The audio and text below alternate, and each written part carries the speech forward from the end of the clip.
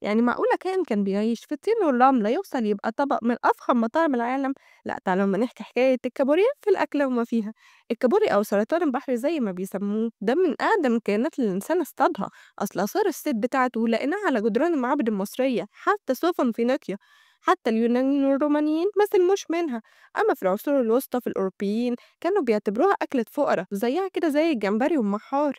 لكن مع الوقت ومع تطور طرق الطبخ ابتدى يدخل مطابخ الطبقة الراقية وتحول من كائن مقزز بالنسبة لهم لأكلة فاخرة.